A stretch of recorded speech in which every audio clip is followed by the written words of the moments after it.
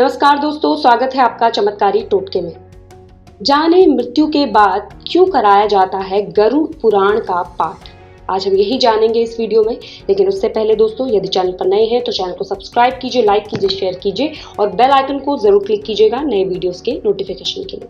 दोस्तों, हिंदू धर्म के अनुसार जब किसी के परिवार में किसी व्यक्ति की मृत्यु हो जाती है तो 13 दिन तक गरुड़ पुराण का पाठ कराया जाता है। शास्त्रों के अनुसार कोई आत्मा तत्काल ही दूसरा जन्म धारण कर लेती है तो किसी को 3 दिन लग जाते हैं, किसी को 10 से 13 दिन भी लगते हैं और किसी को 1.25 माह के बाद दूसरा शरीर मिलता है। लेकिन जिसकी स्मृति पक्की, मोह गहरा और अकाल मृत्यु हुई है तो उसे दूसरा जन्म लेने के लिए कम से कम 1 वर्ष लगता है। तीसरे वर्ष गया में उसका अंतिम तर्पण किया जाता है। फिर भी कई ऐसी आत्माएं होती हैं जिन्हें मार्ग नजर नहीं आता और वो भटकती रहती हैं। तो आइए जानते हैं मृत्यु के बाद दिवंगत आत्मा के निमित्त क्यों रखा जाता है गरुड़ पुराण का पाठ।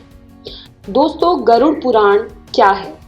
एक बार गरुड़ ने भगवान विष्णु से प्राणियों की मृत्यु, यमलोक यात्रा, नरक योनियों तथा सदगति के बारे में अनेक गूढ़ और रहस्य युक्त प्रश्न पूछे। उन्हीं प्रश्नों का भगवान विष्णु ने विस्तार से उत्तर दिया। ये प्रश्न और उत्तर की श्रृंखला ही गरुड़ पुराण कहलाती है। गरुड़ पुराण सुनने का कारण क्या है, जानते हैं।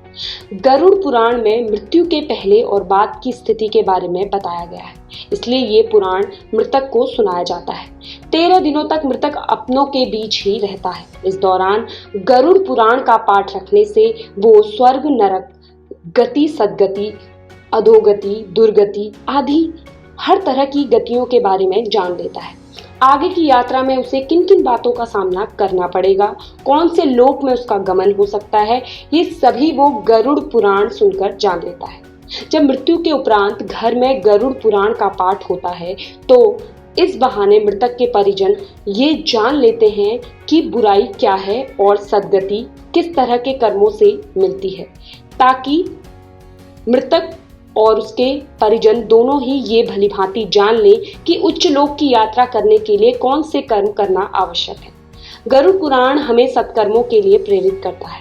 सत्कर्म और सुमति से ही सद्गति और मुक्ति मिलती है। गरुड़ पुराण में व्यक्ति के कर्मों के आधार पर दंड स्वरूप मिलने वाले विभिन्न नरकों के बारे में भी बताया गया है। गरुड़ पुराण के अनुसार कौन सी चीजें व्यक्ति को सद्गति की ओर ले जाती है, इस बात का उत्तर भगवान विष्णु ने दिया है। गरुड़ पुराण में हमारे जीवन को लेकर कई गूढ़ बातें बताई गई है, जिसके बारे में व्यक्ति को जरूर जानना चाहिए। और वहीं आत्मज्ञान का विवेचन ही गरुड़ पुराण का मुख्य विषय है। इसलिए गरुड़ पुराण के 19,000 श्लोक में से बचे 7,000 श्लोक में गरुड़ पुराण में ज्ञान, धर्म, नीति, रहस्य, व्यावहारिक